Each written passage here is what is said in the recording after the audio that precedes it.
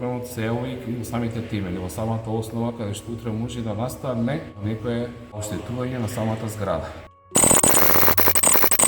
Се наоѓаме во општината Ѓорче Петров, која што не влезе во рамки на општините кои што беа проверувани за состојбата со противпожарните апарати и безбедноста во зградите. Оваа зграда е изградена во 2013 година, непосредно пред завршувањето фирмата АД Илинден влегува во стечајна постапка. Не е јасно до ден денеска како оваа зграда добила технички прием, бидејќи се соочува со низа недостатоци кои и денеска, после 11-12 години, се уште не се решени.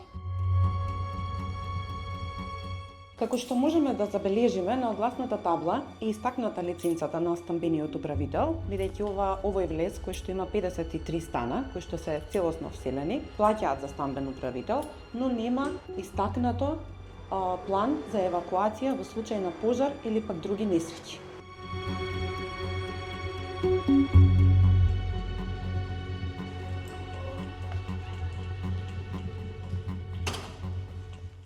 Еден од посериозните проблеми на оваа зграда е тоа што при секој дожд има поплава.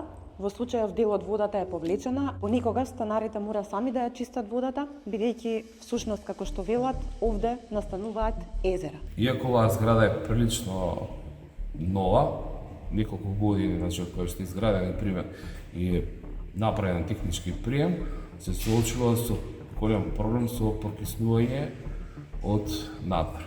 Се работи за грешна изведба и за жал како таква е примена со техничко решение. И сега ги се случуваме века со проблем со прокиснување. Не само како вода која што лежи овдека на подот или на асфалтот, туку и проблемот се ево и во самите темели, во самата основа каде што утре може да настане некое оштетување на самата зграда.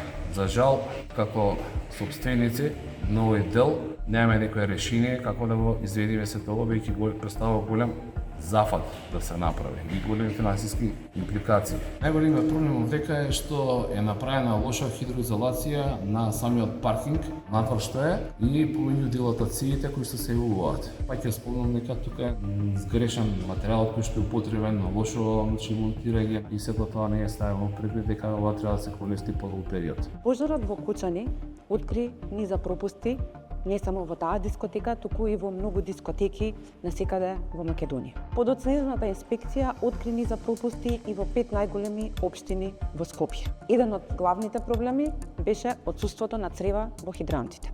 Како што можеме да забележиме, сега се повеќе од 20 дена после пожарот во Кучани, во оваа зграда се уште не се инсталирани цревата противпожарни. Одговорот е дека се чуваат во сигурна просторија, бидејќи постои склоност кај дел од граѓаните за нивно крадење. До сега никој не има направено, не верувам дека има направена проверка, некоја надлежна институција или некој кој што го води и управува, значи, овој објект. Мислам дека по закон треба да општината или некој, значи, надлежен орган да прави периодична контрола на сите овие работи, противпожарни системи, веќе се многу битно за сигурноста во живење на сите станари, не само овдека. Односно тоа што се случи во Кучани за жал, за тоа како се добиваат, значи, одобренија технички приеми, човекот се страх да го фати во тоа каков објект живее и во каков објект, значи, посетува некаде. Дали некој ќе ги провери овие згради, дали некој ќе ги провери постарите згради кои што можеби се и во полоша состојба, дали некој ќе ги провери или ќе ги смени начините на давање дозволи и изградба и во новите згради каде што треба да живеат луѓе, семејства